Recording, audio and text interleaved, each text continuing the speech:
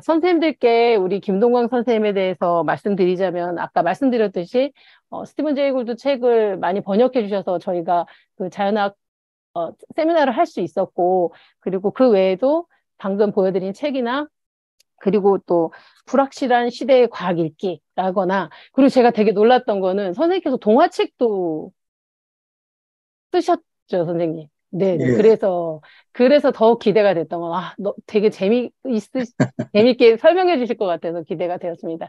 그러면 선생님에 대한 소개는 이렇게 마치고 선생님의 강의를 들어보도록 하겠습니다, 선생님. 자, 잘 부탁드립니다, 예, 선생님. 네. 반갑습니다. 예, 제가 메일로 참고 자료하고 PPT를 보내드렸는데, 예, 일단 화면 공유를 하고, 그, 화면 공유를 해서 PPT를 중심으로 해서 한번 논의를 시작해 보기로 하겠습니다. 이게 제가 오래간만에 강의를 해가지고 슬라이드 쇼로 해야 되나? 음, 예, 잘 보이십니까? 예, 일단 이렇게 좋은 자리에 초대를 해주셔서 감사드리고요.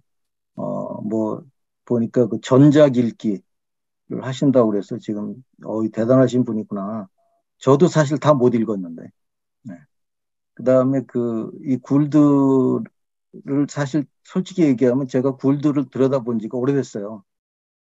이제 최근에 제가 이제 올 2월 달에 이제 강사 정년 퇴임을 해가지고 이제 지금 지공입니다.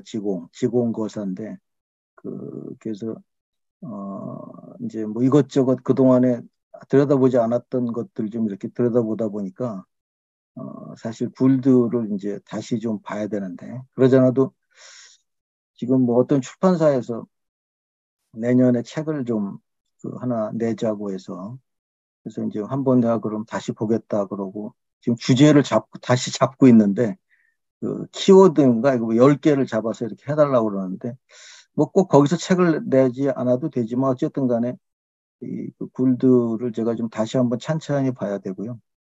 사실 제가 굴드 책을 좀 의도적으로 많이 번역을 했던 것은 이제 뭐 우리나라의 저도 출판 쪽에 좀 관여를 많이 했었으니까 보면은 이제 좀 상당히 이 바이어스가 좀 강하죠. 그래서 특히 우리나라 같은 경우는 이제 과학주의라든가 이런 게 좀 워낙 강하고 그다음에 이제 지금도 뭐 다윈 그러면 완전히 무슨 다윈 책을 무슨 성경 직역주의 하듯이 그런 식으로 이제 보는 사람들이 많고 그러다 보니까 이제 조금 너무 사회생물학적인 경향을 가진 책들이 거의 도배되다시피 이렇게 지금도 마찬가지입니다. 거의 모든 과학 출판에서 보면 생물학 쪽은 거의 좀 많이 뭐 리처드 도킨스라든가 그다음에 뭐 에드워드 윌슨이라든가 이런 분들 매우 중요한 관점인데 문제는 그게 너무 그냥 그쪽으로만 어, 소개가 돼서 이제 제가 좀 이제 뭔가 좀 균형을 잡을 필요가 있는데 그러다가 이제 발견을 했죠. 그래서 굴드하고 뭐 르원틴 뭐 이런 분들을 해서 사실 제가 번역을 많이는 했는데 잘은 못합니다. 그래서 이제 좀 다시 손을 봐서 지금 책을 다시 내고 그러는데 우리나라의 출판이 너무 주기가 짧아요. 특히 번역서는 출판사들이 열악하다 보니까 사정이 지금 뭐 절판된 책이 한두 권이 아니에요. 제가 뭐 어떤 경우는 출판사 사장님한테 막 항의를 하기도 하고 아니 이게 얼마나 힘들게 번역을 했는데 이게 불과 얼마 몇 년 되지도 않았는데 벌써 저기 뭐야 품절이죠. 아직 절판은 아니고 그러다 보니까 뭐 중고책 값이 막 천정부지로 치솟고 그럴 줄 알았으면 제가 좀 많이 사놓을 걸. 그래서 책테크라도 좀 많이 할 걸. 뭐 하여튼 저한테 개인적으로 연락하시는 분들도 꽤 있습니다. 어떻게 연락을 저를 알았는지. 그래서 제가 뭐 여분이 있으면은 이제 그냥 보내드리고 그런 하는데 그거는 사실 언발의 오줌 누기죠. 그래서 참 안타까운 게 지금 굴드책이 지금 많이 죽었어요. 그래서 지금 뭐 이제 조금 그래도 좀 여유가 있는 출판사들을 좀 설득해가지고 좀 니네 출판사에서 하나로 모아라, 골드 책을. 그래서 니들이 좀 큰 출판사들의 역할이 뭐냐, 뭐 이런 식으로 하는데 제가 이제 별로 영향력이 없어서 말을 잘 안 듣습니다. 그래서 하여튼 뭐 하여튼 그런 실정이고요. 제가 뭐 굴드 평전도 한 권 번역을 했었죠. 뭐 휴머니즘인가 뭐 하여튼 그런 책이 있는데 그것도 아마 지금 예, 맞습니다. 절판된 지가 오래됐을 거예요. 그래서 그런 것들이 이제 좀 안타까운 현실이고 그래서 여러분들이 이 굴드에 대해서 이렇게 관심을 많이 가져주신다고 하니까 너무 반갑고 근데 이제 또 한편으로는 제가 굴드를 들여다본 지가 오래돼가지고 여러분들이 저보다 훨씬 더 많이 아실 것 같은데 무슨 얘기를 해야 될지 고민을 하다가 제목을 이제 굴드 플러스라고 한번 잡아서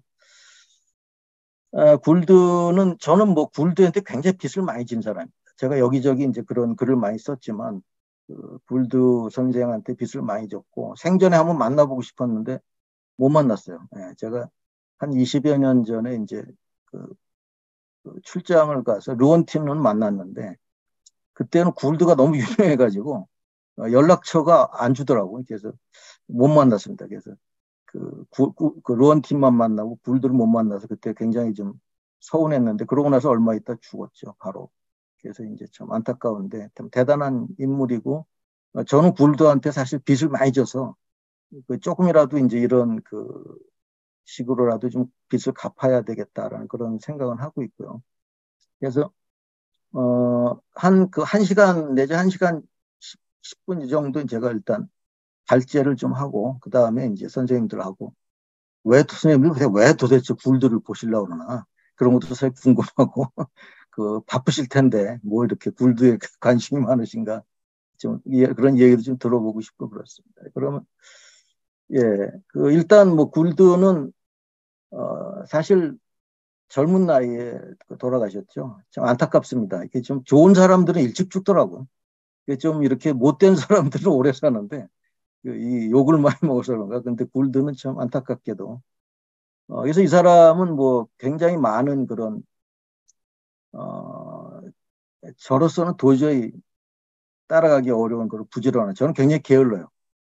근데 이 사람은 참 어떻게 내추럴 히스토리에 그렇게 매달 연재를 해서 그걸 또 묶어서 내고 또 묶어서 내지 않으면 이제 하나의 모노그래프 형태로 해서 또 여러 권의 책을 내고 해서 정말 대단한 열정의 소유자이고 이 사람은 뭐 이 뉴욕 양키즈의 아주 열렬한 팬이죠.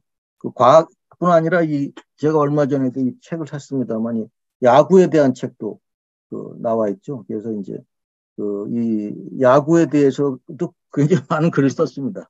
근데 저는 이제 사실 야구를 별로 안 좋아해서 이런 것도 있구나라고 이제 사놓고 꽂아놓기만 하고 있습니다.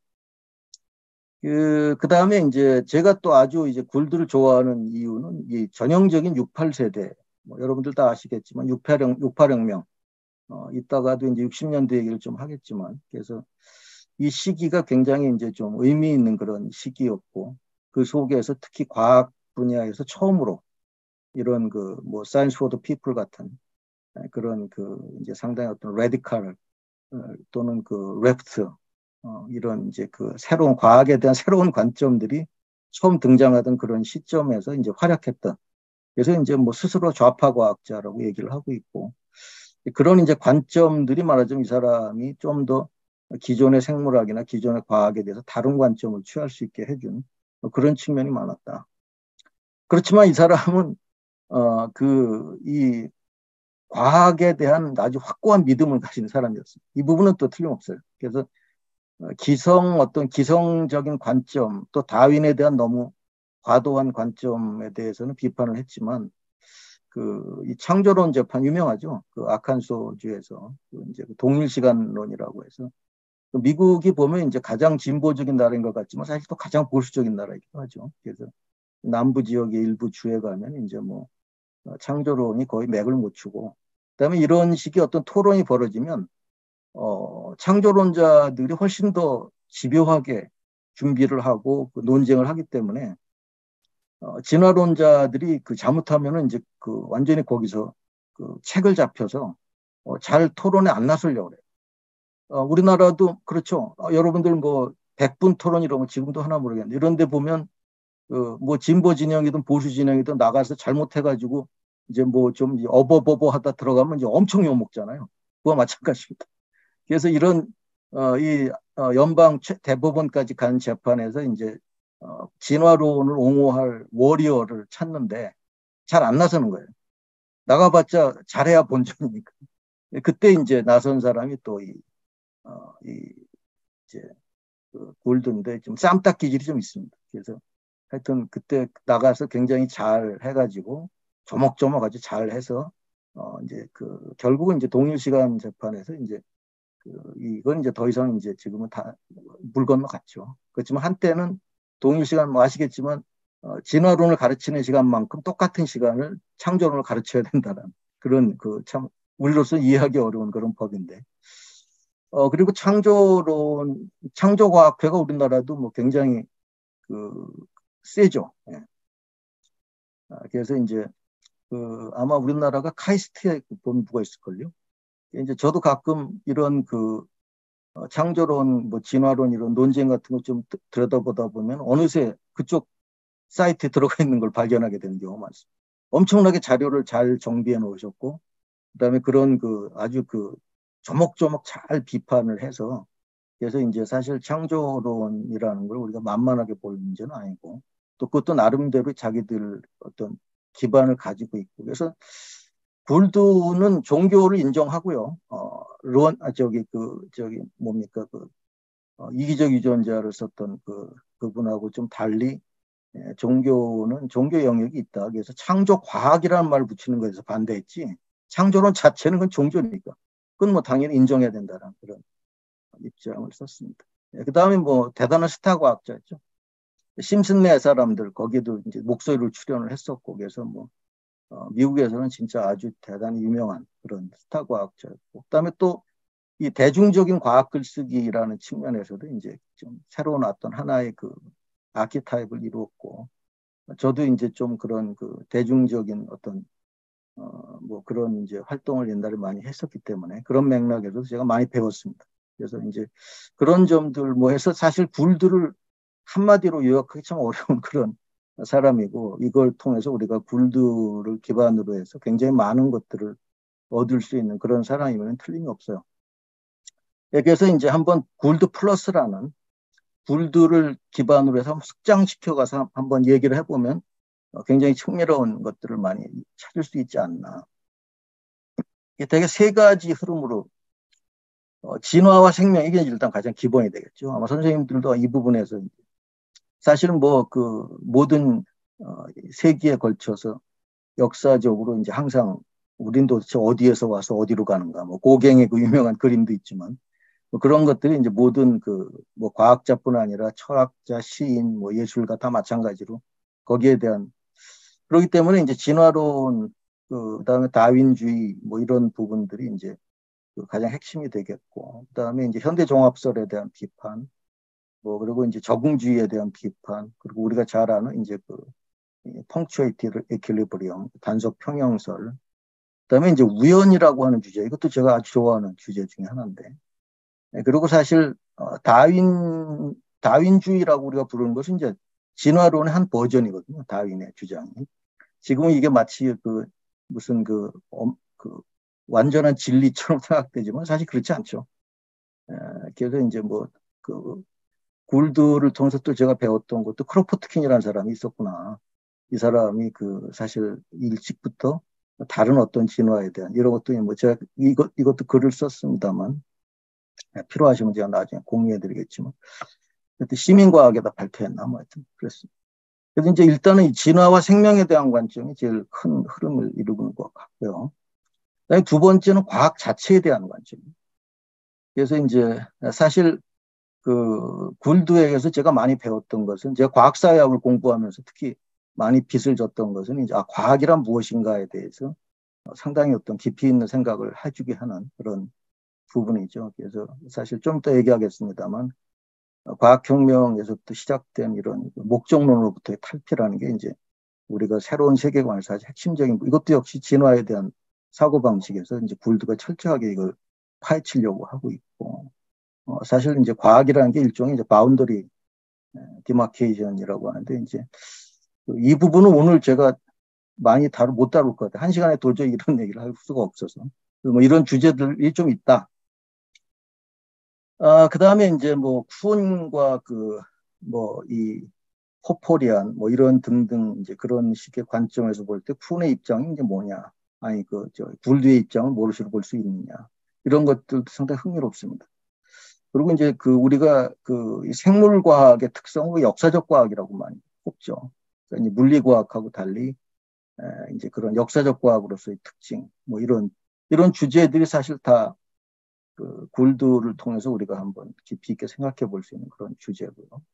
그다음에 세 번째 주제고, 이거는 오늘 제가 잠깐 얘기를 좀 할 수 있을 것 같은데, 아까 얘기했던 60년대. 그래서 이제 보통 장단기 구분을 많이 하는데, 장기를 많이 씁니다. 그래서 장기 60년대로 봤을 때 그 시대의 특징, 거기에서 이제 특히 이런 급진과학 운동, 아마 선생님들도 많이 들어보셨을 거예요. 요즘은 우리나라에서도 이 급진과학 운동에 대한 논의가 많이 나오고, 여기에 대한 글들도 많이 나오고, 저도 뭐 이쪽에 책도 좀 번역을 했었고 했기 때문에. 그래서 이제 그 당시 과학에 대한 관점이 어떻게 변화돼 갔는가, 특히 사회적, 정치적 맥락 속에서. 거기서 이제 아주 크게 논쟁이 붙었던 게 바로 이제 우생학에 대한 유제닉스죠. 우생학에 대한 비판과 그다음에 사회생물학 비판. 이거는 지금까지 계속 연결되는 주제라고 할 수가. 최근에는 이제 사회생물학이 이름을 바꿔서 진화심리학이라고 이제 이렇게 이름을 바꿔서 이제 상당히 우리나라의 생물학 책의 상당 부분을 차지하는 게 이 진화심리학 쪽의 책. 여기에 대해서 이제 이 굴드, 루언틴 이런 사람들이 상당히 비판적 입장을 취했는데 왜 그런가? 그것이 어떤 의미가 있는가? 이런 우생학이라고 하는 주제가 우리 사회에서는 좀 그렇게 좀 잘 알려지지 않은 주제지만 이런 것들이 다 여기 포괄될 수 있다고 봅니다. 예, 그럼 먼저 이 다윈주의라고 하는 말을 이제 보통 많이 쓰죠. 이제 진화론이라는 말은 너무 폭넓으니까. 그러니까 이제 이 레빈스하고 이제 루언틴이 쓴 다이얼렉티컬 바이올로지스트라는 게 번역이 안 됐습니다. 번역이 돼야 되는데 옛날에 제 후배가 번역을 했다고 하던데 책으로는 안 나왔어요. 근데 이제 여기서 보면 그런 얘기를 합니다. 우리는 보통 다윈의 진화론이 처음 이제 진화에 대한 이야기를 한 거로 생각할지 모르지만 이 사람들은 이제 기원이 아니라 정점이었다. 이제 그 당시 사실 진화론의 뿌리는 굉장히 깊어요. 그래서 이제 그 이전부터 진화에 대한 개념들이 많았고 사실 이 진화론적인 세계관이 뭐 자연과학이라든가 사회과학에 아주 깊이 스며들어 있었고 당시 19세기 영국 사상에서 보면 이제 거기서부터 자유로울 수가 없죠. 그래서 사실 그 진화라는 개념이 그렇게 여기 다윈에서 시작된 것이 아니고 다윈이 일종의 이제 하나의 버전으로서 자기가 집대성을 했었고 월러스와 다윈의 관계가 뭐 많이 아시겠지만 이런 것들이 다 그래서 사실 이런 우주에서 뭐 별의 일생 이런 것도 다 진화적 관점으로 많이 설명하잖아요. 그러니까 이런 것들이 다 라플라스 성운설이라든가 뭐 이런 멀리 가면 칸트에 이르기까지도. 그다음에 지질학 분야에서도 사실 진화적 관점이 뭐 지질학에서 거의 출발했다고 할 수 있겠죠.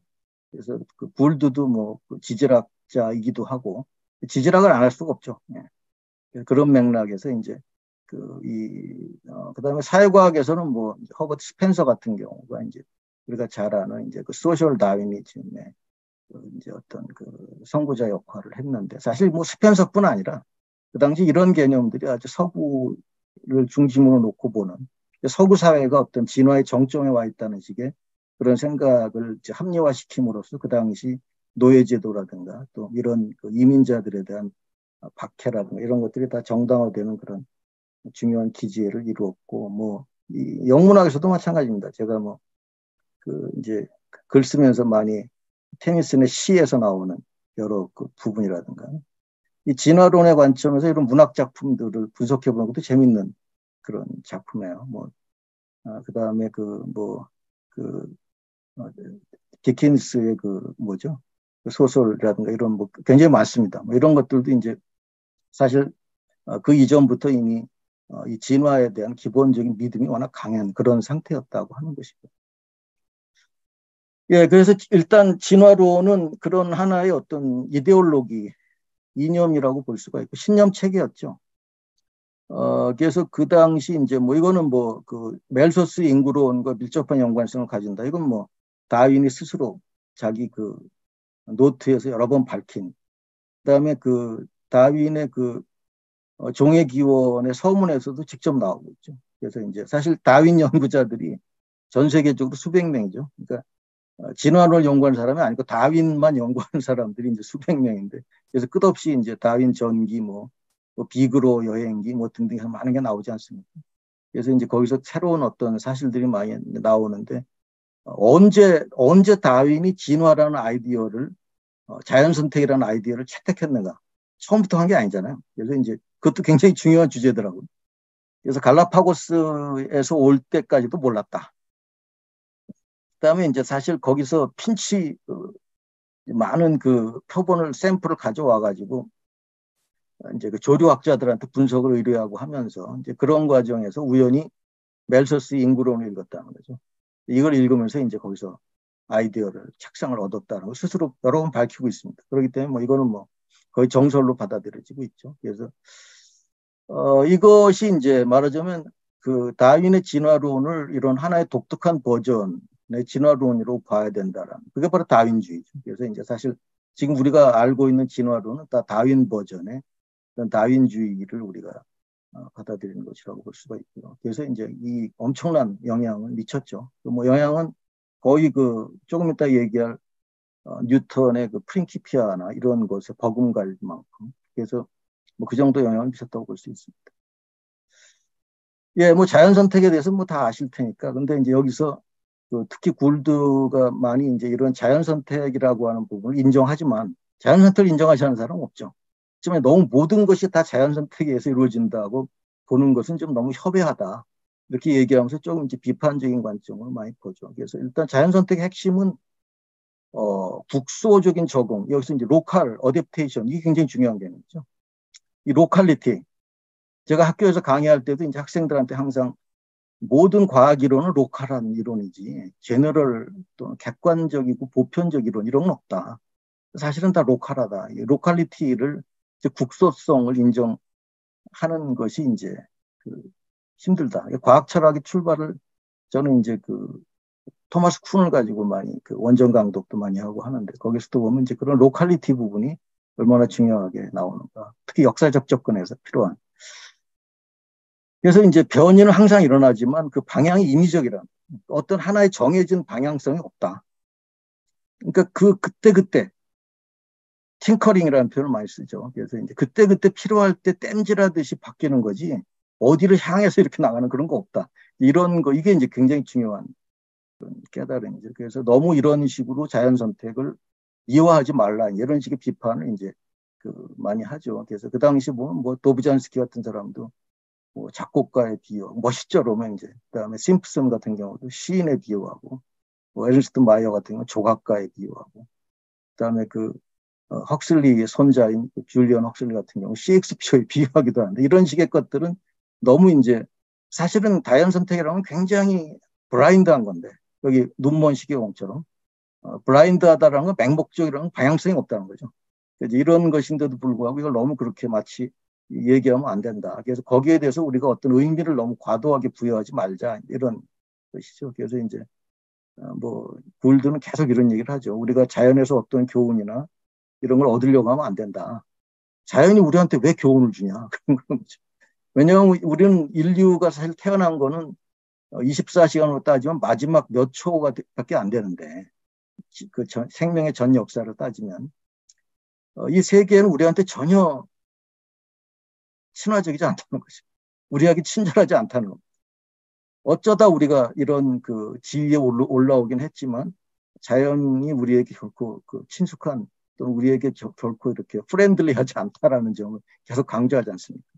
그런 게 바로 이런 거죠. 그러니까 자연 선택이라는 건 굉장히 블라인드하고 아주 미케닉한 이런 과정으로 봐야 되고, 그런 속에서 이루어지는 수많은 얽힘, 그런 것들이라고 하는 거죠. 그래서 이제 자연 선택의 의미는 뭐 다 저기 그 강조를 하지만 이런 그 핵심 부분은, 그래서 이제 이게 뉴턴의 프린키피아하고도 다 연결되는 게,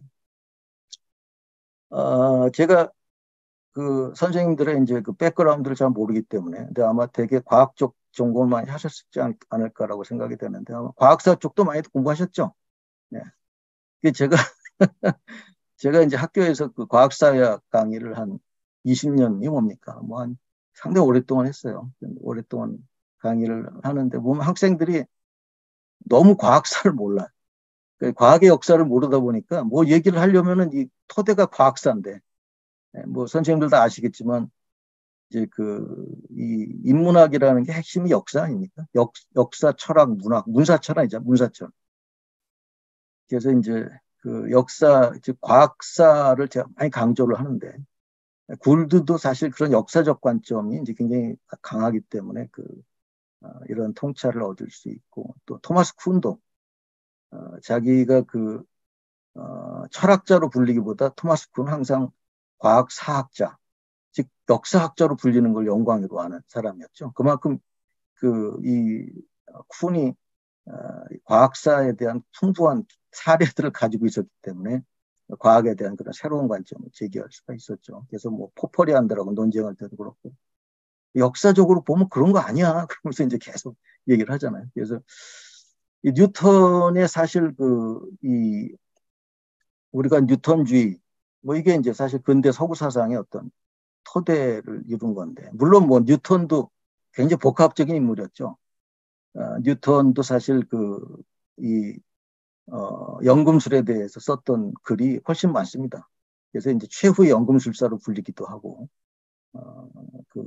사실 뉴턴도 아마 자기가 오늘날 받아들여지는 걸 보면 아마 굉장히 어이가 없어 할 그런 사람일 거라는 생각이 드는데, 최후의 마술사라고 보통 얘기하죠. 이제 매지션.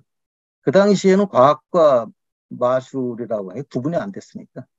사이언스라는 말은 사실 19세기 중반인가 마렵이나 와서야 사이언스라는 말이 나오고, 그 이전까지는 자연 철학이었죠. 그래서 이제 그 철학의 한 영역이었기 때문에 특히 이제 마술에서부터 이 과학이라는 게 분리되어 나오는 과정 굉장히 오랜 시간에 걸쳐서 나왔었죠. 그래서 하여튼 이 뉴턴이 이제 그 과정에서 중요한 역할을 했던 것이 바로, 사실 뉴턴보다 이 프랜시스 베이컨 같은 사람을 더 높이 평가하는 사람들이 많죠. 이 베이컨은 좀 대단한 천재죠. 뭐 어떤 음모론에 따르면 셰익스피어고도 사실은 베이컨이었다, 뭐 이런 식의 음모론까지 있던데, 왜냐하면 셰익스피어가 누군지 안 밝혀졌잖아요. 그러다 보니까 이제 베이컨이 아니겠느냐, 뭐 이런 얘기까지 나올 만큼 베이컨은 대단한 인물이었고, 베이컨과 데카르트가 사실은 이 기계론 철학의 토대를 닦았고, 거기에다가 이제 뉴턴이 이제 그 집대성하고, 뉴턴은 사실 종합에 능한 사람이죠. 물론 본인도 천재였지만. 그래서 항상 뉴턴이 얘기하는 소위 거인의 어깨. 내가 멀리 볼 수 있는 것은 거인의 어깨에 올라섰기 때문이다. 그럼 이제 사람들, 그 거인이 누군데? 그러면 이제 많은 사람들이 하는 얘기가, 이거 아마 베이컨을 뜻하지 않았을까? 또는 뭐 데카르트를 뜻하지 않았을까? 또는 뭐 이 지동설을 처음에 이야기했던 이제 코페르니쿠스 이런 사람을 뜻하지 않았겠냐? 뭐 이런 여러 사람들이 이제 있었기 때문에 가능했다, 이제 그런 얘기를 하죠. 그럼 여기서 미케닉, 기계론이라는 게 뭐냐? 이 완전히 형이상학을 배제한 거죠. 그러니까 모든 신이 설 자리 내지는 어떤, 그 당시는 지상 명제가 이 종교나 또는 이 형상학으로부터 벗어나서 인간을 중심으로 해서 이 세계를 설명해야 되니까 그게 이제 인간의 기획이죠. 그래서 사실은 역사적으로 볼 때도 이제 그때 중세 봉건 체제가 무너지고, 그다음에 이제 종교혁명도 한편에서 일어나고 하면서 커다란 그런 세계관의 혁명이 일어날 때니까. 그래서 이제 이런 헨리의 성의 주기를 예측하고 이런 것들이 맞아 떨어지고 하면서 이제 뉴턴 역학이 큰 힘을 받게 되고, 이러는 과정이 바로 과학혁명의 과정인데, 제가 그래서 과학사회학 수업을 하면서도 앞에 한 몇 주일 동안은 이제 이 과학혁명 강의를 하고 그 다음에 들어갑니다. 그래야 학생들이 조금 이 과학이 뭔구나, 또 우리가 지금 생각하는 과학이 어떻게 만들어졌구나, 그 과정에서 왜 그렇게 치열하게 마술적 세계관과 싸웠는가, 뭐 이런 얘기들을 이제 해주면은 학생들이 조금 이제 이해를 하게 되죠. 그래서 그런 이제 과정 속에서 사실 이 기계론적 세계관도 하나의 이념 체계죠. 이런 이념 체계가 수립이 된 거라고 볼 수가 있는데, 그래서 대개 과학혁명으로 얻어지는 세계관을 이 목적론으로부터의 탈피로 많이 얘기합니다. 이 목적론은 항상 어떤 자연의 뭔가 목적이나 또는 방향성이 있다. 이건 이제 전형적인 그 기독교적 세계관이죠. 그래서 이제 어떤 신의 의지가 관철되고 그것으로 인해서 이제 인간들이 결국 여러 단계를 거쳐서 신으로 가까이 가는 어떤 신의 그 이 계시가 실현되는 어떤 과정으로 보는 이런 것들 다 깨뜨리기 위해서는 그런 걸 다 제거하고 말 그대로 이 미케닉한 힘들만이 작용하는 세계로 이게 굉장히 그 황량한 세계관입니다. 사실 기계론. 그래서 신들을 쫓아냈다. 뭐 이게 프로이트가 이제 그 부분을 아주 잘 지적을 했죠. 그래서 말하자면 이제 지구가 우주의 중심이 아니라 그 변방으로 밀려나고 그다음에 이제 그이 인간의 지위가 이 자연에서부터도 결코 이제 뭐 신들의 보호를 받는 이런 모든 걸 다 우리가 스스로 거부해야 되다 보니까. 그래서 이런 이 목적론으로부터 탈피라고 하는 것은 그 당시로서는 굉장히 레디컬한 말하자면 그런 그 자연에 속박돼 있던 또는 신적인 어떤 이런 세계관에 속박돼 있던 사람들을 풀어내는 그런 역할을 했기 때문에 굉장히 레디컬하고 또 아주 그 당시로서는 새로운 그런 그 주춧돌을 놓는 그런 이제 그런 기반으로 해서 사실 이런 그 공화정이라든가 그다음에 시민사회 우리가 보는 그러니까 서구의 어떤 기본적인 틀이죠. 그다음에 이제 더 나아가면 자본주의 체제가 들어서서 마음대로 자연을 개발해도 아무런 거리낌이 없는 거죠. 왜? 자연에는 아무런 형이상학적인 기반이 없고 그걸 다 벗겨냈으니까.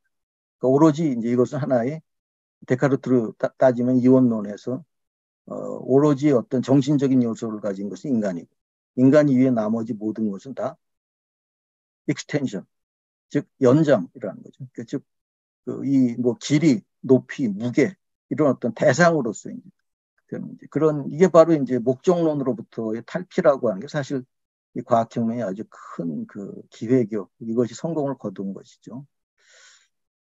그러다 보니까 이제 신한테 기댈 수가 없으니까 스스로 윤리를 만들어야죠. 그래서 이제 세속주의, 세큘러리즘이라는 게 또 하나 아주 중요한 이 과학혁명에 나오는 세계관. 지금 우리야 뭐 세속주의가 너무 심해서 탈이지만 그 옛날에는 이 세속주의라고 하는 것이 굉장히 어떤 그 소위 그 신적 세계관을 깨부수는데 아주 중요한 무기 역할을 했기 때문에 그 레디컬 이 세속주의라고도 시큘러리즘이라고 그런 표현을 쓰기까지 하는 것이 그 당시에는 이것이 이런 그 목적론으로부터 탈피한 그게 두 가지 요소를 많이 얘기를 합니다. 그래서 그런 맥락에서 이제 다윈주의라는 게 굉장히 그런 맥락에서 이제는 인간이라고 하는 것이 어떤 특수성, 예외성 이런 것들을 벗겨내면서 인간도 역시 동물로부터 진화하게 됐다 이런 그런 이제 흐름 속에서 이제 굉장히 중요한 하나의 혁명, 보통 다윈주의 혁명이라고 보통 일컬어지는 그런 것들을 하게 됐다고 볼 수 있겠죠.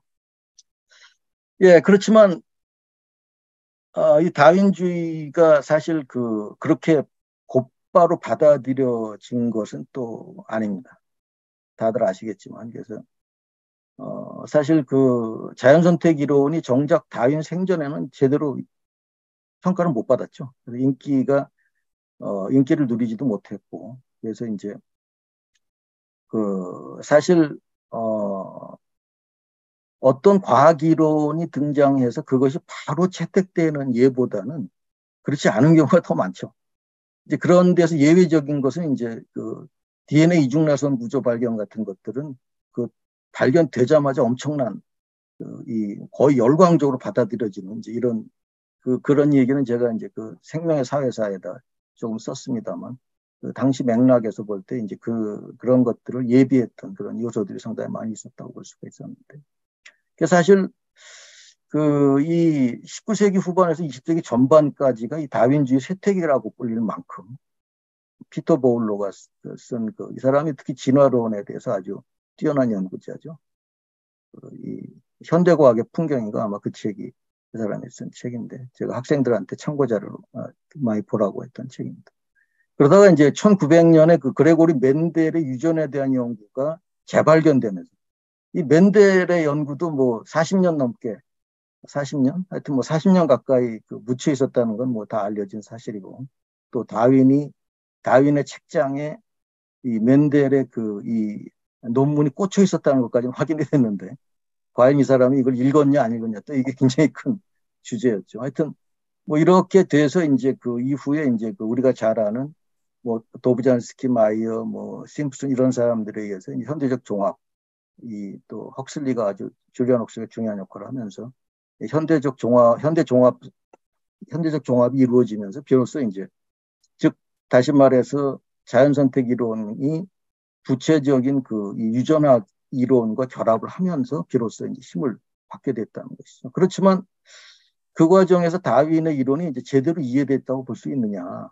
거기에 대한 부분은 이제 이 다윈 이후에서 많이 선생님들 다 아마 읽어보셨겠지만 잘 설명이 되고 있지만 이 진화론에 대한 오해 또는 진화론을 어떻게 해석하고 어떻게 번역하느냐의 문제가 그만큼 그래서 이제 뭐 다윈 100년 지났는데 이 정도면 충분하지 않습니까? 뭐 이런 식의 얘기가 나올 만큼 다윈에 대한 오해가 이제 많이 나오게 되고 이 부분이 이제 특히 굴드가 이 다윈을 어떻게 우리가 제대로 읽을 것인가에 대해서 이제 가장 중요한 주제 중에 하나가 이제 진화를 자꾸만 진보가 동일시하려는 그런 경향이죠.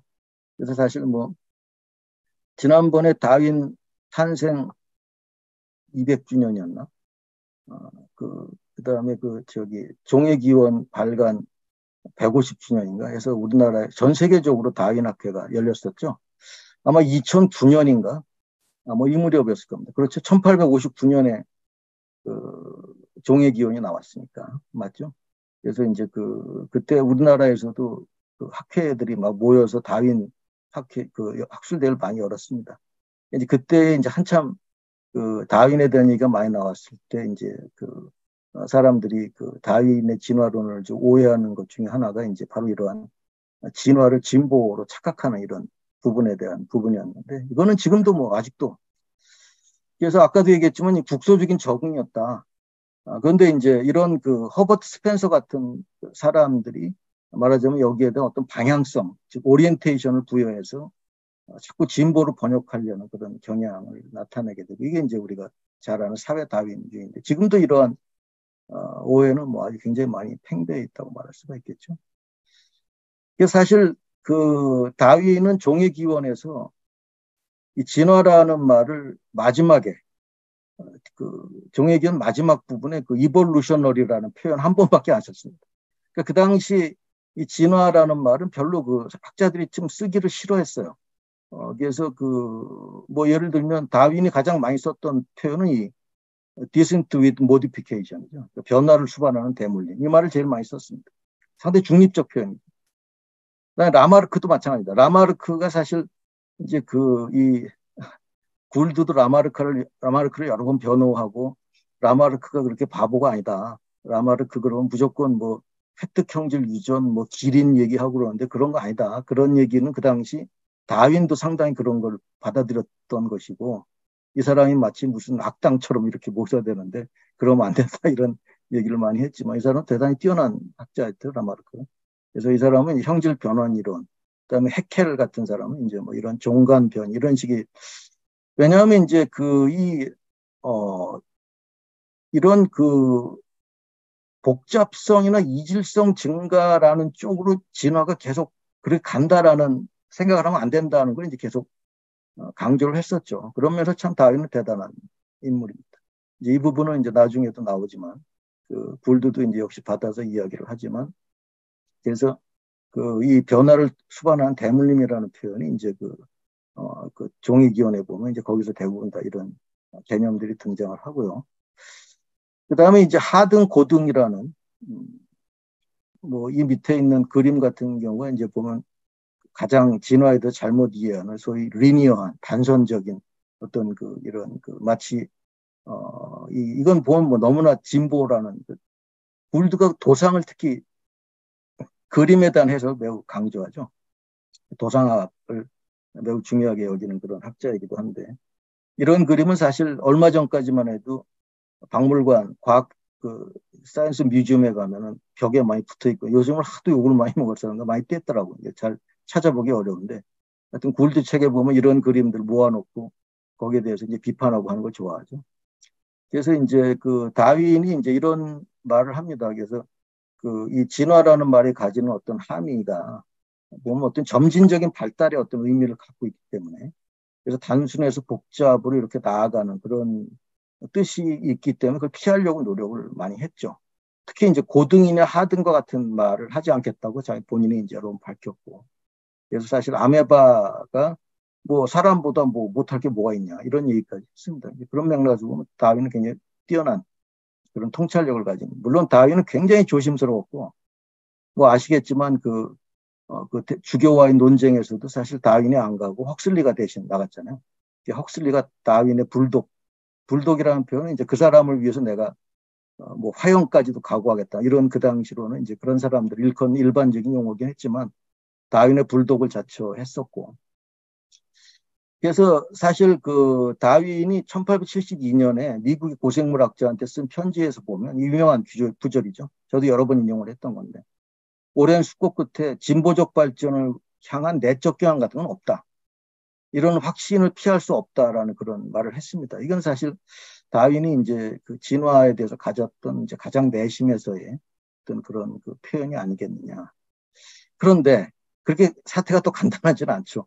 다윈이 또 다른 여러 맥락에서는 이게 이제 굴드가 이걸 비판하는 거죠. 그래서 사실 다윈은 그 당시 이런 그 영국, 특히 빅토리아 시대 영국은 제국주의적인 팽창 또 어떤 산업혁명에서 거둔 승리로 인해서 어떤 이제 그 산업화로 막 치닫던 그런 그 상황이었기 때문에 거기에서 그걸 비판하기도 했지만 수혜자이기도 했다.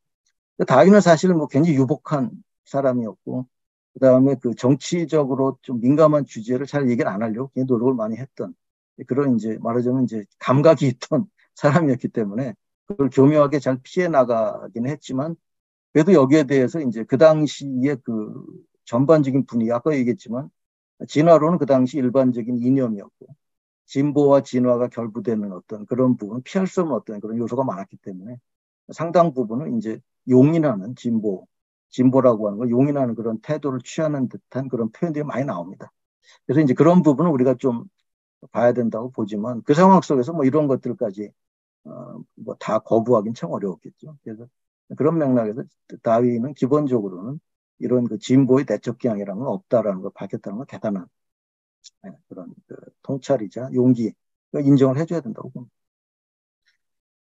예, 그렇지만 이제 다윈으로부터 특히 다윈의 그 현대적 종합설에 대해서 이제 비판이 나오는 부분이 이제 가장 핵심이 이게 단속 평형설인데 여기서부터 이제 얘기가 좀 복잡해지죠.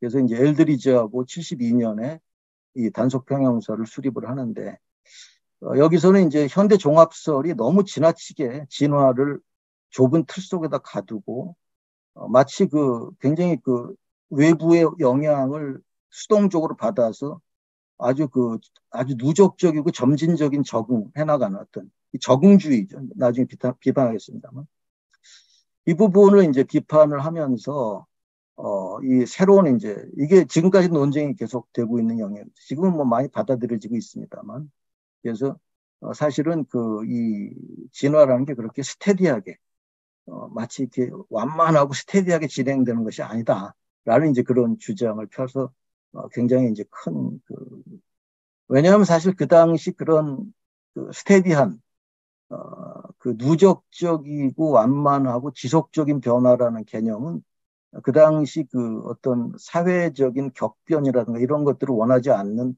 세력들의 어떤 그 기성 질서의 사고방식을 그대로 투영하는 것이라고 볼 수가 있었겠죠. 그래서 이제 그런 부분을 불안해하는 거죠. 그래서 이제 불드는 일정 기간 동안 평형이 유지되다가 갑작스러운 어떤 이제 그 평형이 깨지는 그걸 이제 펑추에이티드 즉 단속이라고 본 것이고 그래서 이런 것들이 섞여서 나오는 거다라는 이제 그런 개념을 처음 제기를 했고요. 뭐 선생님들 다 아실 테니까. 그래서 이제 세 개의 시간의 층이 있다. 이 시간이라는 주제도 굉장히 어려운 주제죠. 사실 굴드도 뭐 거기에 대해서 책을 한 권 할애할 만큼 시간에 대한 얘기를 많이 합니다만 또 그 시간에 대한 관념이 그 시대의 어떤 여러 가지 사회적인, 역사적, 문화적 맥락 속에서 다 얽혀 있기 때문에 이제 복잡한 거죠. 그래서 이제 세 개의 층, 이거 뭐 다 읽지는 않겠습니다. 그래서 우리가 일반적으로 보면 이제 이런 그 기본적으로 현대적 종합이 초점을 맞추는, 그러니까 우리가 볼 때, 이 일상적인 투쟁이 벌어지고, 즉, 동물의 왕국에서 보면 이제 나오는 그런 식의 먹고 먹히고 뭐 하는 이런 과정 속에서, 일어나는 것인데, 이것만 있는 것이 아니다. 이걸 그대로 외삽해서 생명의 전체 역사가 다 이런 식으로 진행돼 왔거니라고 보는 것은 이제 맞지 않다. 두 번째 층은 대량 멸종 사건이죠. 그래서 이제 이 지질학적인 시간의 관점. 그러니까 사실 우리가 보는 것은 이제 원 제너레이션 뭐 또는 그 인간 수명에 있어서의 어떤 한계 이런 정도로 생각할지 모르지만 지질학적 척도에서 바라보면 그건 거의 순간에 가까운 부분이고 그래서 이런 그다음에 이제 세 번째 시간은 이런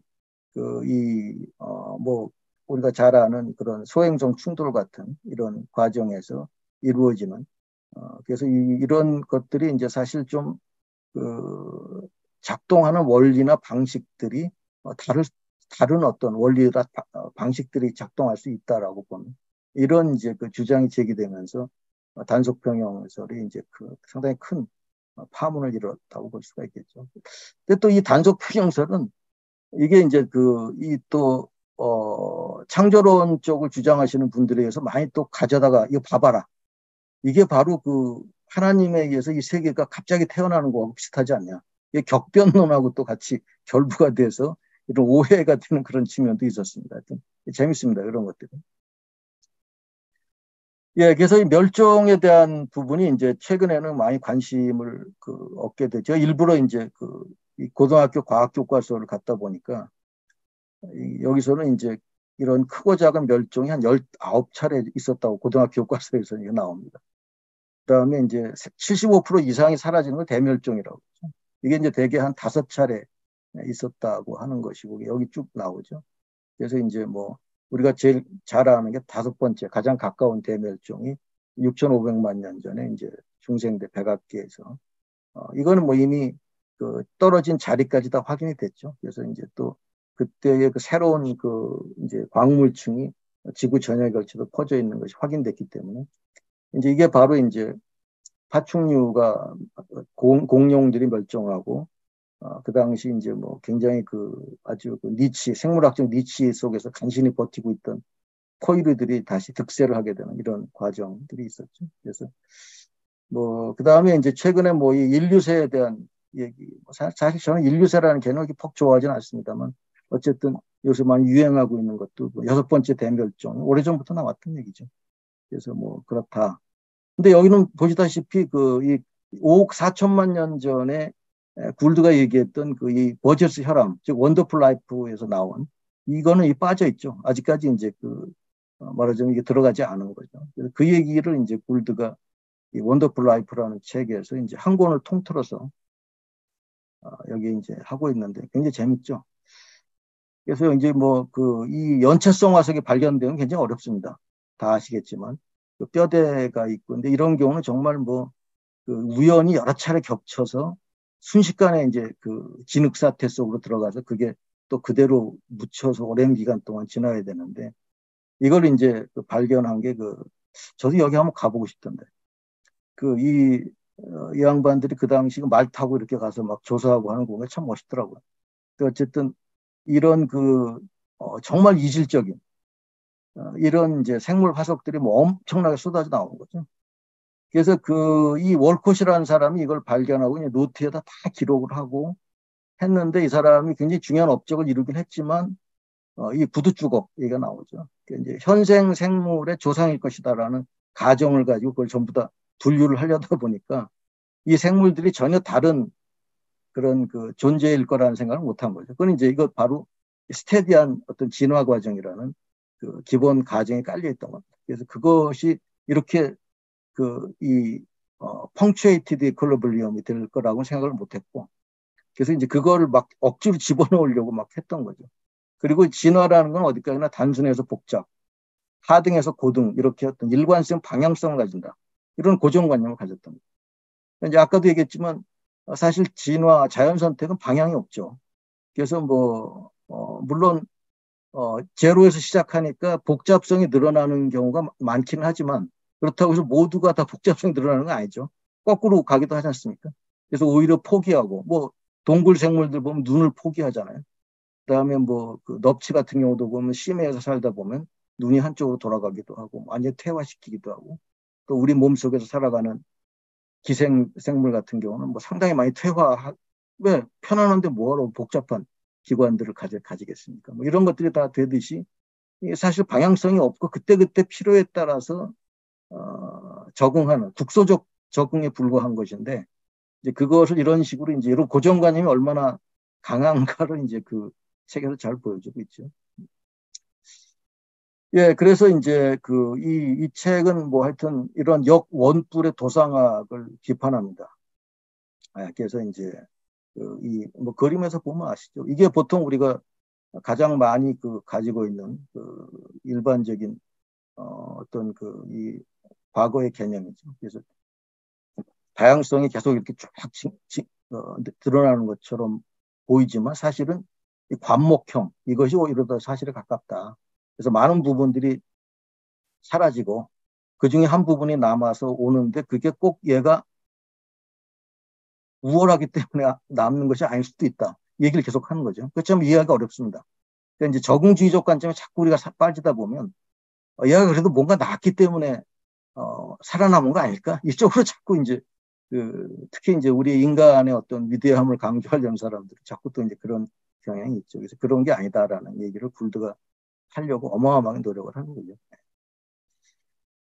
그래서 이제 이 우연성이라는 개념이 굉장히 중요하게 얘기가 되고 있죠. 그래서 굴드의 생명에 대한 논의에서 또는 과학에 대한 논의에서도 마찬가지입니다. 우리가 보통 우연적인 것을 자꾸 배제해버리려는 그런 경향이 있어요. 비과학적이다. 또는 근데 사실 이 우연이라고 하는 요소가 굉장히 중요하게 작용을 한다. 그래서 이제 여기서 이제 컨틴전시 개념, 제가 학생들한테 우연성 개념을 이제 특히 과학사회학에서는 굉장히 중요한 개념이 되는데 이게 랜덤니스하고는 다릅니다. 완전히 그냥 임의성하고는 또 달라요. 우연성이라는 것은 프로버블한 가능한 여러 선택지들이 있을 때 그중 어떤 하나로 갈 수 있느냐의 문제지 완전히 불가능한 어떤 선택지 이거는 그것까지 포함하는 건 아니에요.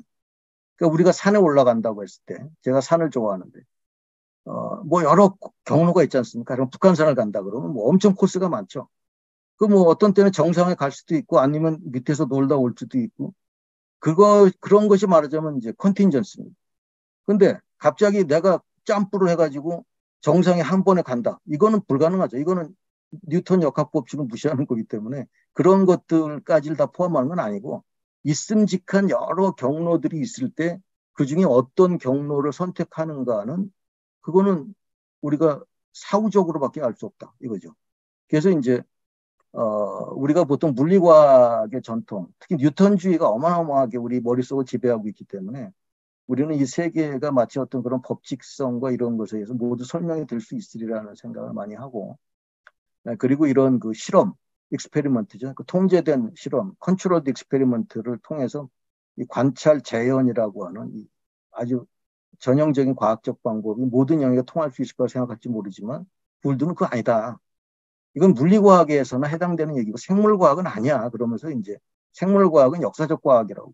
왜냐하면 생명의 역사는 한 차례밖에 일어날 수 없죠.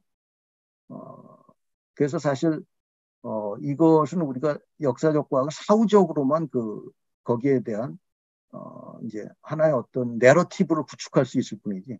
그래서 사실 이것은 내러티브를 어떻게 구축하느냐의 문제가 굉장히 중요한 부분을 차지하게 되는 것이죠. 그래서 이제 이런 생물과학이 가진 이 속에서 우연성은 뭐 어마어마하게 중요한 역할을 합니다. 조금 아까 얘기했던 이 대량 멸종 사태 이런 것들이 다 아주 우연성에 아주 이건 우린 몰라요. 왜 이런 멸종이 일어났냐. 캄브리아도 마찬가지죠. 그래서 캄브리아의 이런 생물들이 어떻게 이런 다양한 이 형태들이 나타났고 이질적인 이런 모습들이 나타났는데 왜 이들이 90% 넘게 다 멸종해 지금은 전혀 살아남지 못하는 거 아무 설명할 수 없어요. 그래서 그런 부분들이 다 이제 생명의 역사라는 걸 우리가 이런 역사적인 과학이라고 봐야 된다. 그래서 이제 이런 역사성에 대한 강조 이것이 이제 그래서 우리가 점점 나이를 먹어갈수록 역사를 자꾸 보게 되지 않습니까? 제가 학생들한테도 그런 얘기를 많이 해요. 이론이라는 것은 사례를 설명하기 위해서 우리가 만들어내는 방편이다. 이론으로 모든 걸 다 설명할 수 있다고 생각하면 안 되고, 이론이 적용이 안 될 때 우리는 새로운 이론을 만들어내는 거예요. 그래서 사실 가장 최후에 남는 것은 사례다. 사례하고 네가 남는 거야. 분석자하고 사례가 남는 거지. 이론을 갖다 막 거기다 들어 씌우려고 하지 마라. 그러면 우리가 아까 봤더니 부두주걱이 되는 거죠.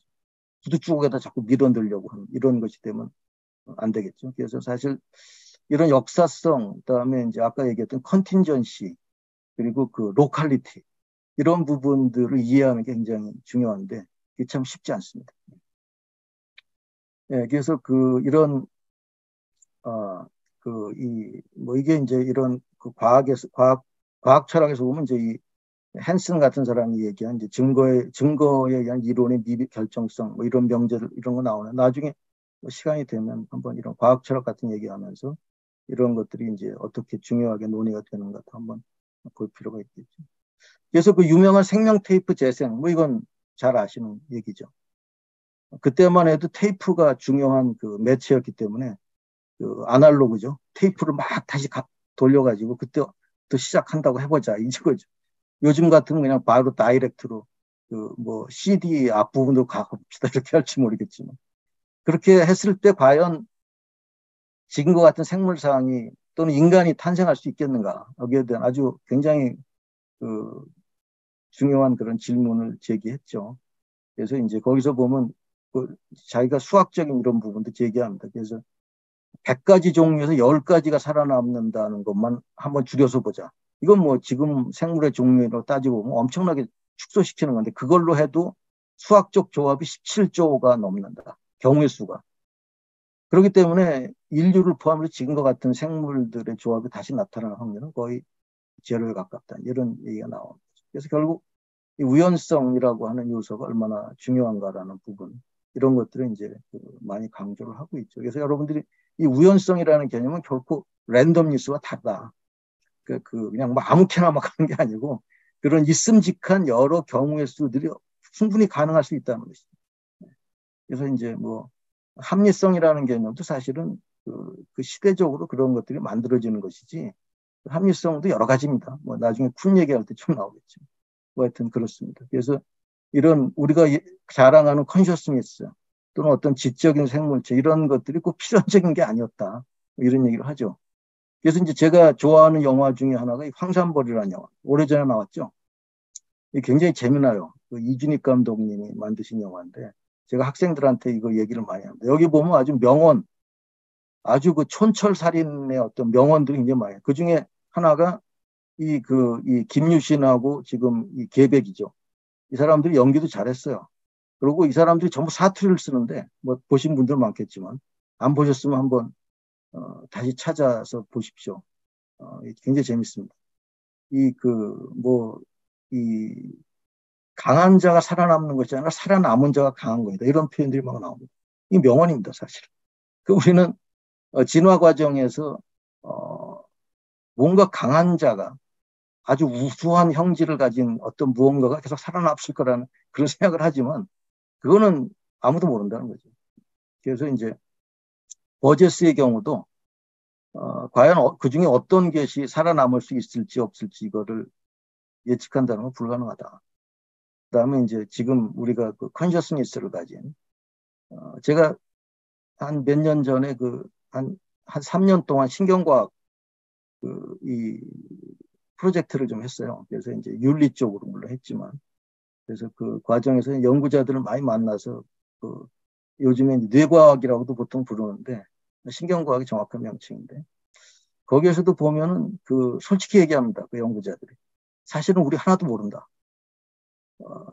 인간의 지능이 어떻게 만들어졌는지 어떻게 작동하는지 지금 아는 것은 그냥 각계약제도 조금씩 아는 거 가지고 이제 얘기를 하는 건데 특히나 컨셔스니스 같은 문제, 의식 같은 문제는 이건 진짜 아무것도 모른다. 이런 얘기들을 할 만큼 아직까지 초보적이죠. 그래서 사실 이런 부분들이 뭔지 모르는 거죠.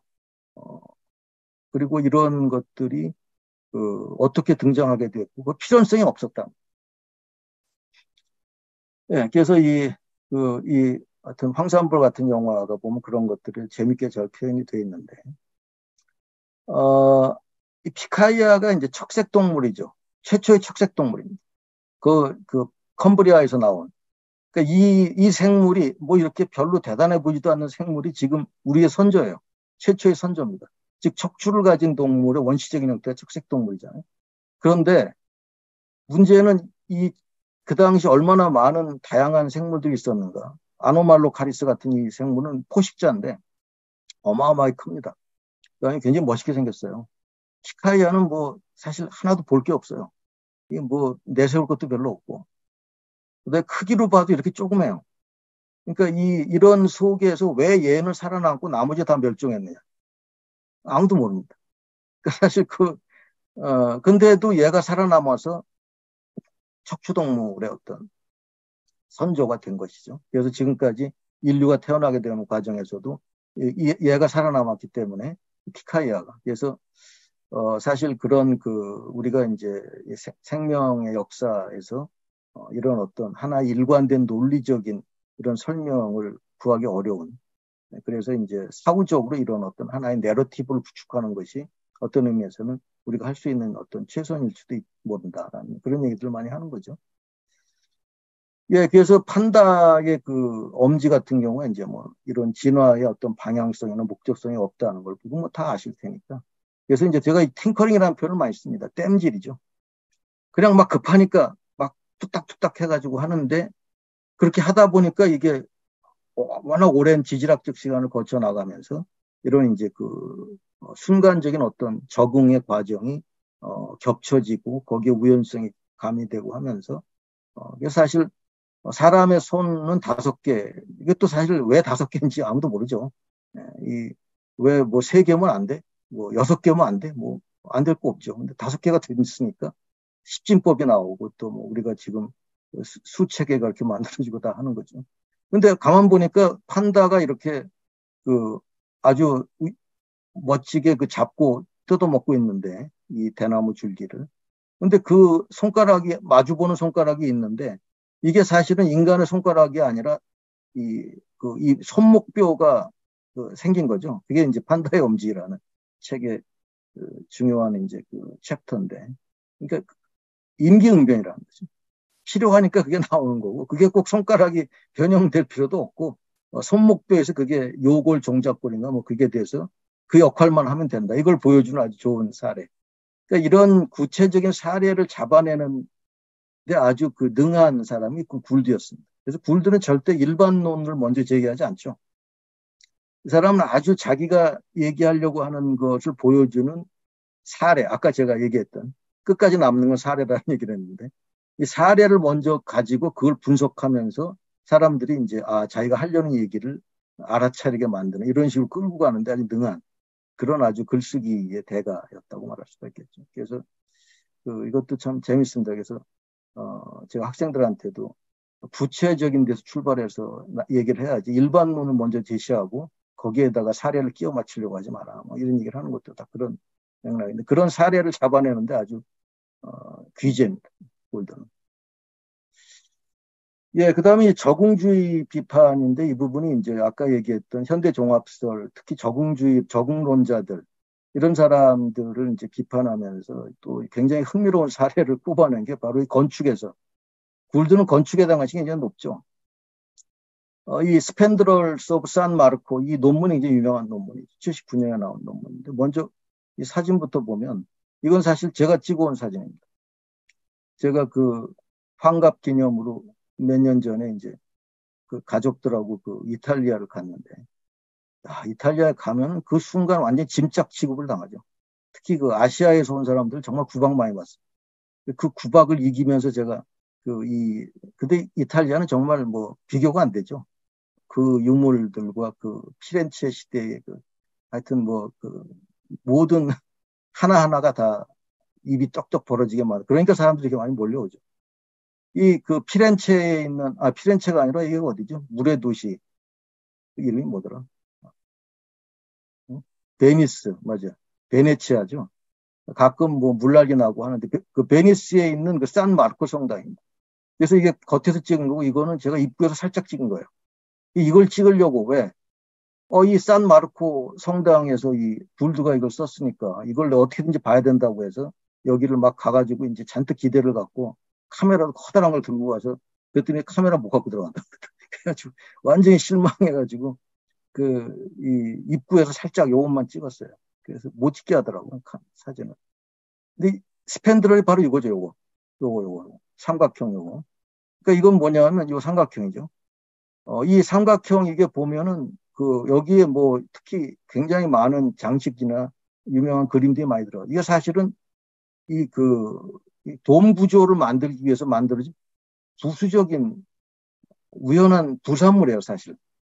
그러니까 보면 이 돔으로 유명한 게 이 산마르코 성당 아닙니까? 아까 이스탄불 계시는 분도 계시다고 했는데 제가 이스탄불 지난번에 가서 뭐죠? 성 소피아 성당. 거기도 돔이 어마어마하죠. 여기 스펜드럴에 이 미카엘 대천사들이 여기 다 장식이 돼 있더라고요. 그걸 보니까 근데 그런 걸 보면 마치 그거를 장식하기 위해서 일부러 이걸 만든 것 같은 생각이 드는데 아니올시다죠.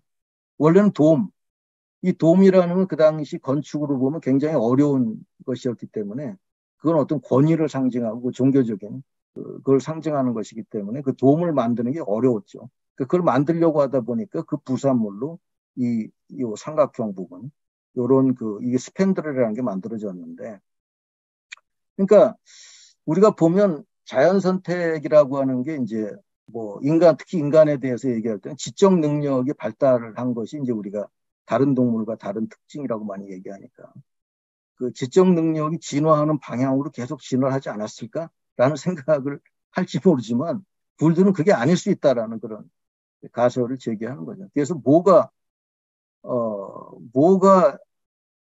무엇이 중헌디라고 했을 때 그런 건 없다는 거예요. 그러니까 뭐 지능이 원래 중하기 때문에 지능을 발달시키기 위해서 우리가 쭉 나아갔다. 이거는 말도 안 되는 얘기라고 얘기를 하는 거죠. 그래서 사실 여기서 보면은 이 무엇이 원래 메인 테마였고 무엇이 바이 프로덕트였는가를 우리가 나중에 이걸 본다는 건 참 어렵다. 그거를 그 얘기를 하는 거죠. 그래서 이제 그 얘기가 그겁니다. 그래서 사실 굴드는 이런 식의 적응주의로 모든 걸 다 설명하려고 하는 경향을 이제 볼테르의 깡디드에 나오는 여기 보면 이제 팡그로스라고 하는 사람이 보면 현재의 것은 가장 최상이고 다 이걸 위해서 모든 과정을 거쳤다. 이런 식의 이제 아주 낙천적인 인물이죠. 이제 이걸 비유해서 이런 팡그로스의 오류라는 식의 얘기를 합니다. 뭐 심한 경우는 사람의 귀가 있는 것이 안경을 걸기 좋도록 이렇게 구조가 이렇게 됐다라는 식의 설명을 아주 극단적인 경우지만 예를 들면 그래서 인간의 몸은 전부 다 그런 적응의 산물이라고 얘기하는데 사실 그렇지 않죠. 인간의 몸도 굉장히 좀 우리가 볼 때 이해 안 되는 부분도 많이 있죠. 왜 심장이 한쪽에 있느냐? 조류는 또 심장이 왜 다른 쪽에 있느냐? 이런 것들은 사실 설명하기 어렵습니다. 그래서 지난번에 어떤 그런 책도 나왔던데 인간 몸의 오류 보고서인가 이런 것도 좀 납득이 안 간다. 그렇게 적응적으로 왔는데 왜 이렇게 이상한 구조가 됐냐? 이런 것들이 많이 나오죠. 그래서 바로 그겁니다. 그래서 이 뇌가 커진 것이 적응주의, 적응주의라는 게 굉장히 중요한 원리인 건 사실이지만 모두 그걸로 설명할 수는 없다라는 얘기죠. 그래서 스펜드럴 얘기가 아주 재미난 그런 부분이고요. 그래서 이제 지능이라고 하는 게, 이것도 제가 직접 찍어온 사진입니다. 제가 2019년에 아프리카, 여기가 지금 이디오피아의 아디스아바바에 있는 국립박물관에 가면, 이 루시 할머니 다 아시죠? 예. 이 약 390만 년에서 290만 년 사이에,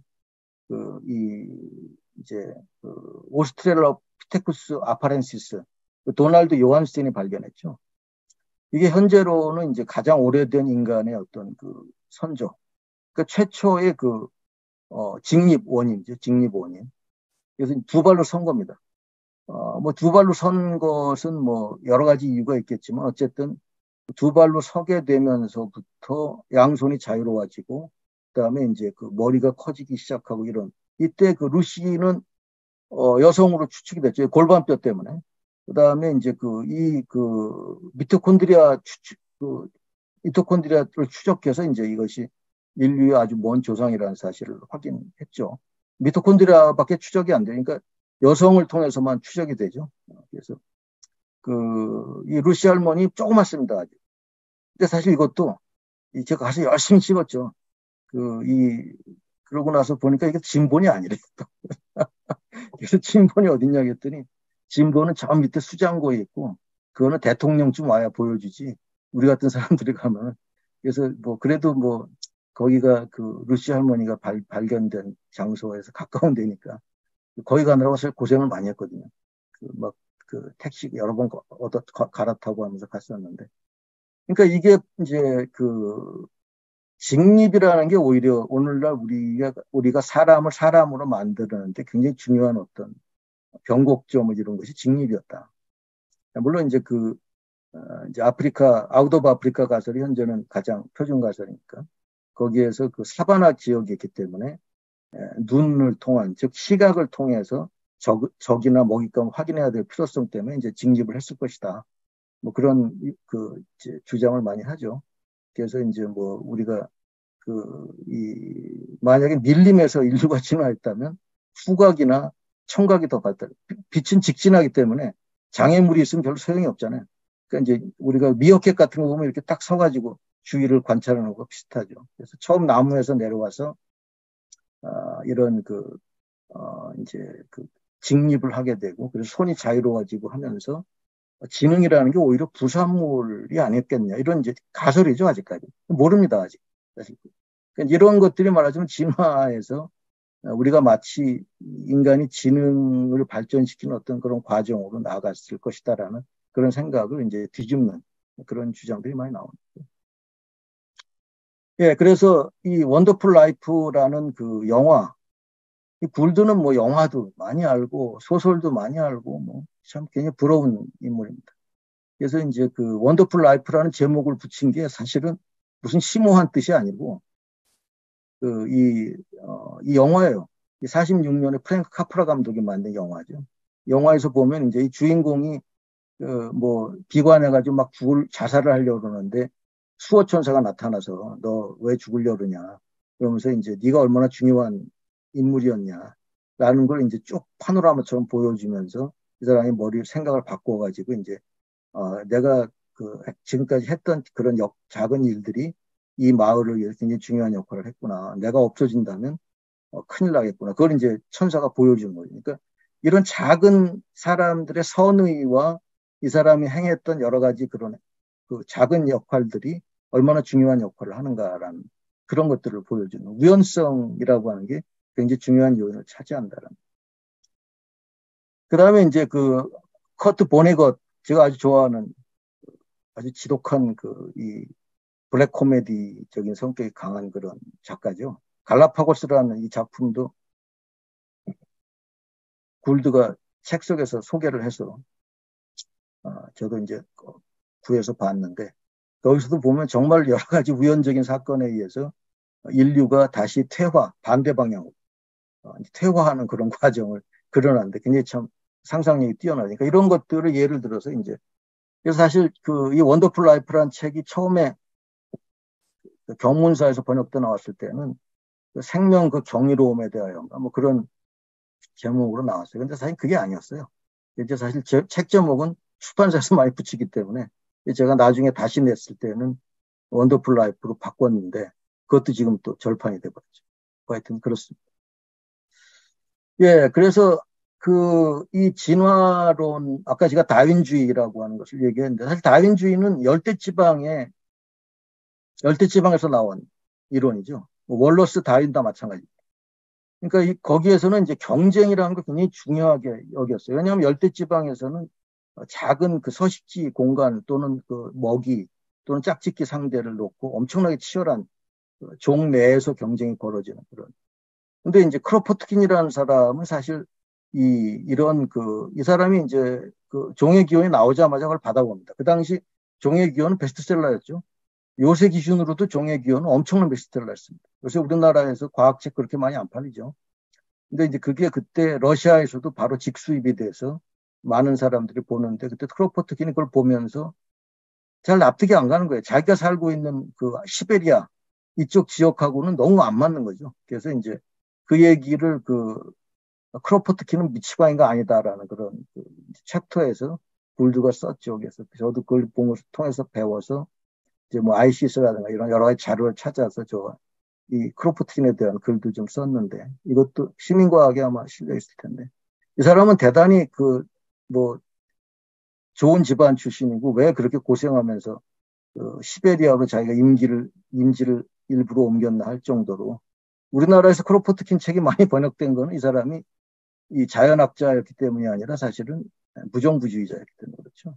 그래서 이제 뭐 우리나라도 이 아나키스트 전통이 아주 강한 나라 중에 하나이기 때문에 이 크로포트킨이 사실은 이 아나키스트였기 때문에 많이 소개가 됐습니다. 예, 그래서 이 다윈이 시간이 많이 됐네 벌써. 하여튼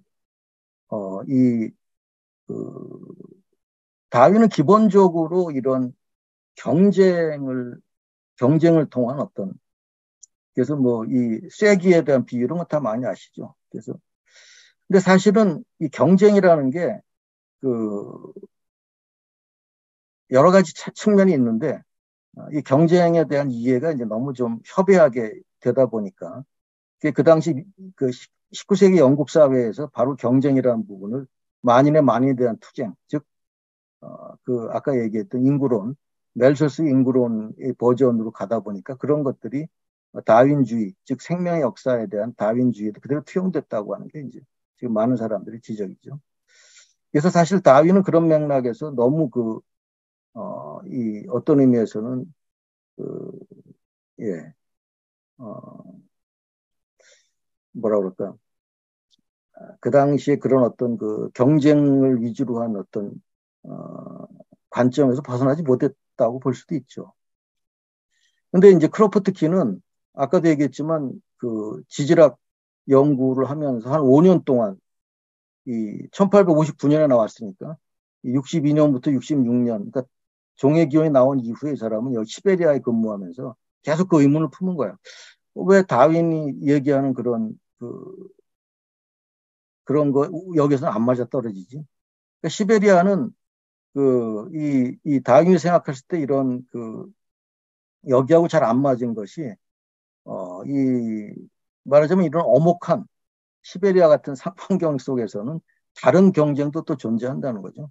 그래서 이런 속에서 이 협상이나 협동이 이런 걸로 이어질 수가 있는데 그런 맥락에서 이제 이 상호 부조론이 나오게 되는 거죠. 그래서 여기에서는 다윈이 생각하는 그런 식의 설명이 잘 맞아떨어지지 않습니다. 여기서는 오히려 개체가 너무 작아서 살아남기 어려운 것이고 개체들끼리 서로 투쟁하는 것이 아니라 환경과 싸움을 하기 때문에 오히려 그 속에서는 협동과 상호 부조, 뮤추얼 에이드죠. 왜 우리가 펭귄 같은 남극에서 보면은 혹독한 추위가 오면 펭귄들이 같이 모여가지고 추위를 이겨내잖아요. 커다란 무리를 이루어서 가운데 새끼들을 집어넣고. 그러니까 자기들끼리 경쟁도 하지만 그런 엄혹한 상황에서는 서로 상호 부조 내지는 이런 이 과정도 있다. 이걸 이제 얘기하는 거죠. 그래서 이런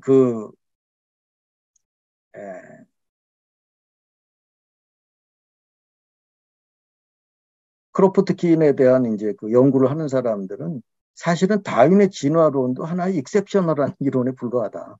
즉 로컬하다는 거죠. 아까 제가 로컬리티 얘기했죠.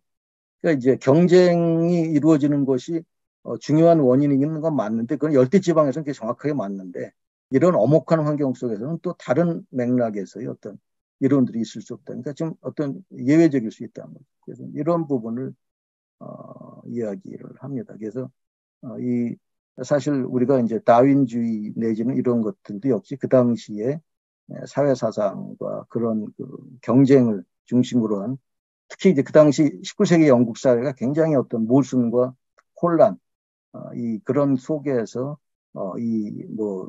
멜서스 인구론 같은 게 나올 정도였으니까 만인의 만인에 대한 투쟁이라는 그런 개념이 나올 만큼 경쟁 중심의 사고방식이 강했기 때문에.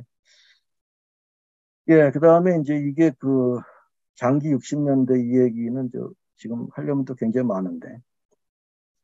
하여튼 이 얘기는 좀 나중에 뭐 시간이 되면 다시 한번 하기로 하죠. 어쨌든 여기서는 이제 좀 또 다른 맥락에 대한 얘기가 나오니까. 그래서 오늘은 일단 지금 벌써 시간이 1시간 반이 지금 가까이 돼서 중심적으로 아까 얘기했던 것은 예, 요 부분, 요 진화와 생명에 대한 관점, 이 부분 정도를 오늘 이제 얘기를 좀 한 것 같습니다. 그래서 아마 선생님들이 뭐 하실 말씀도 좀 많이 있을 거고 해서 일단 제가 발표하는 건 이 정도로 하고요. 그 다음에 이제 한번 좀 자유 토론을 좀 진행하는 게 어떨까 합니다. 네, 선생님, 감사합니다. 아니, 네. 너무 잘 들었고요, 선생님. 크로포트킨이 나와서 저는 깜짝 놀랐는데, 아, 선생님 강의 해주신 것을 다시 한번 이렇게 꼼꼼히 보고 싶어졌어요. 선생님, 크로포트킨하고 그 전에 읽었던 책하고 또 다시, 다른 경쟁으로 말씀하신 것도 재밌었고요. 그리고 저희가 자연학 공부하면서, 어, 선생님이 옆에 계시면 너무 좋겠다.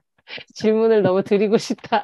저희가 공부를 스티븐 제이 골도 전자읽기를 하고 있지만 이게 다 안다는 뜻은 아니고요, 선생님. 공부를 천천히 하고 이렇게 진행해 가고 있는데 뭐 많이 알고 다 알고 이건 아니고요. 처음 시작할 때 언젠가는 우리도 알아지겠지 이렇게 마음을 먹고 이렇게 읽고 있었거든요.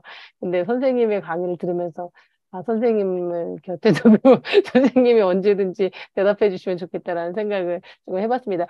선생님, 그러면 저희 10분을 조금 쉬는 시간을 하고 두 번째 시간에 질문을 이렇게 받아주실 수 있으실까요? 예, 그러시죠. 네네. 네이버 검색창에